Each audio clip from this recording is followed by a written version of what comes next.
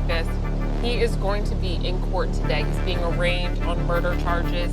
We know that he's had, 12 murders, 50 rapes. In the quiet streets of California, fear grew as whispers of a cruel predator spread. California authorities say Joseph DeAngelo terrorized their state for decades, from Sacramento to the Central Valley to Southern California, allegedly killing over a dozen people, raping around 50 women, and burglarizing hundreds of homes. The Golden State Killer was not just a name but a nightmare, moving unseen in the dark. His crimes left families broken, communities shaken, and police chasing shadows. But behind the horror, another story began. A man accused, his life twisted by suspicion. Was he a monster, or a victim caught in the killer's shadow? The line between truth and lies blurred with every step. Fear in California in the 1970s and 80s lived in a state of fear. Each new report of the Golden State Killer brought panic to families across towns and suburbs. People were not just worried about robberies or small crimes, they were terrified of a predator who could strike anywhere, at any time. He attacked without warning, leaving police and communities helpless. The news described him as a ghost, slipping through windows, tying up victims, and disappearing into the night. Ordinary routines suddenly felt unsafe. Couples who once walked freely at night now rushed home before dark. Parents warned children never to answer the door. Families began buying guard dogs, stronger locks, and weapons.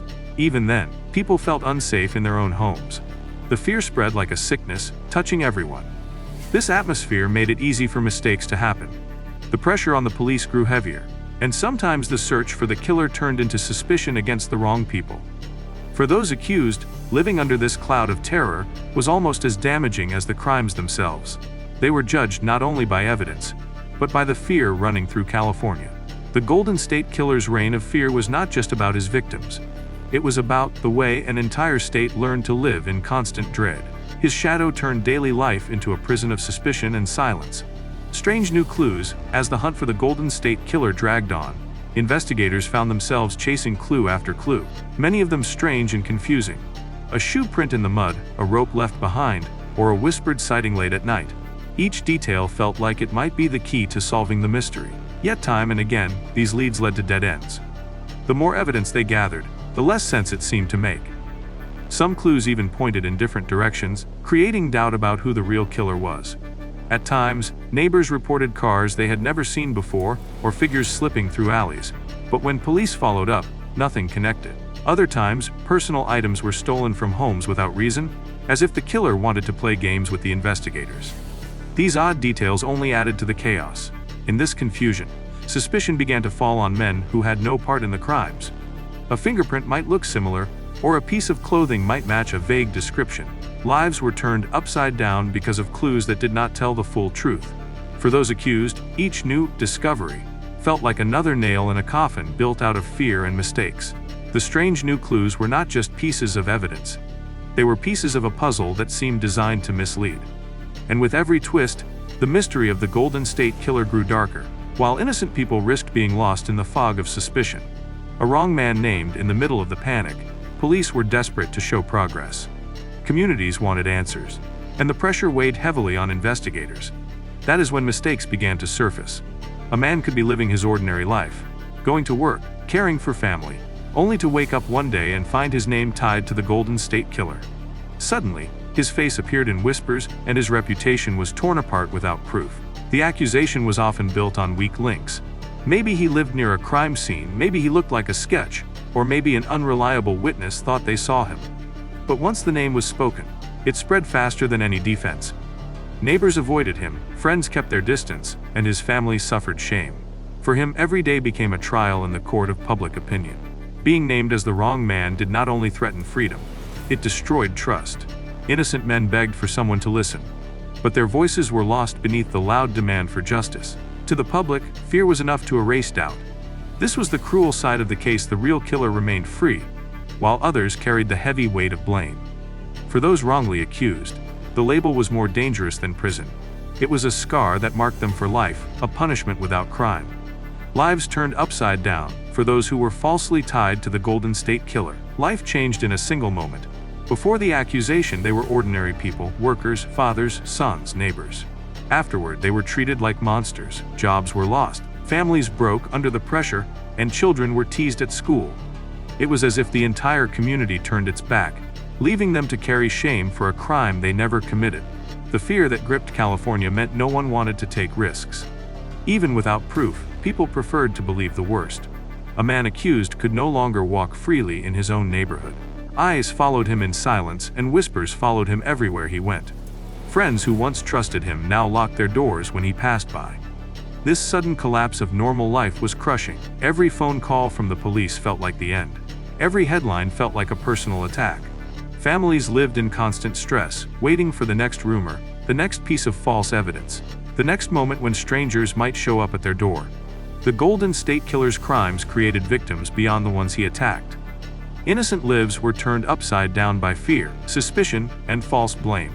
Their suffering was not counted in the official records, yet it was real. And it left scars that never healed. Hidden motives behind every false accusation. There were questions no one wanted to ask. Why was an innocent man so quickly named?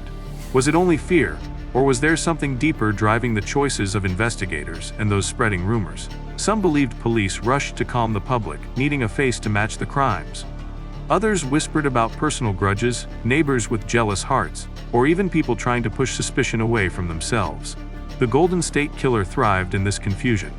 Each time suspicion fell on the wrong man, the real predator watched from the shadows, safe and unseen. The chaos gave him more time to continue his crimes. It was as if he understood human weakness, fear, anger, and the desperate hunger for answers, and used it to his advantage.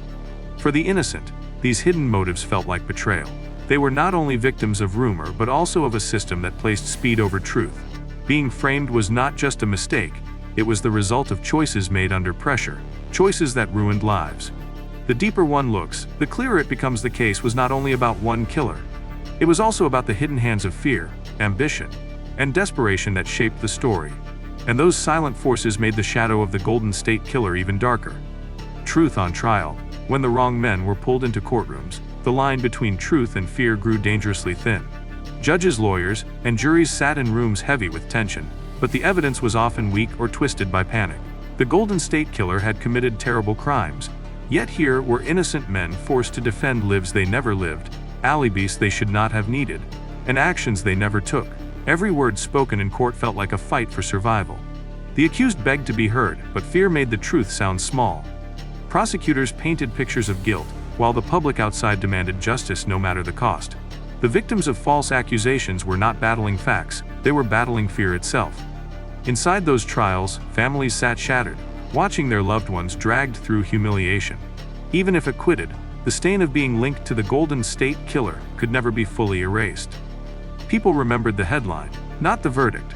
The trial was supposed to reveal the truth, but often it only deepened the doubt. The real killer remained free, yet the justice system seemed more focused on closing a case than finding him. For the falsely accused, the courtroom became another prison. One built not from walls and bars, but from suspicion and broken trust, justice or deception. When the Golden State Killer was finally identified years later, many looked back at the chaos and asked a painful question. Was it justice, or was it deception? The real monster had escaped for decades, while innocent men carried the weight of blame. Lives had been destroyed, families broken, and trust in the system shattered. Even after the truth came out, scars remained for those once branded guilty in the eyes of fear. Justice was supposed to mean safety, fairness, and closure. But in this case, justice was delayed, twisted by mistakes and desperation. Deception had ruled for too long, through false clues, wrongful names, and a shadow that clouded judgment. The Golden State Killer deceived police and communities, but so did the rush to accuse without proof. For the innocent, freedom did not erase the years of pain. Their names were cleared, but their reputations carried stains that never fully faded. To them, justice was a word that arrived too late, long after the damage was done.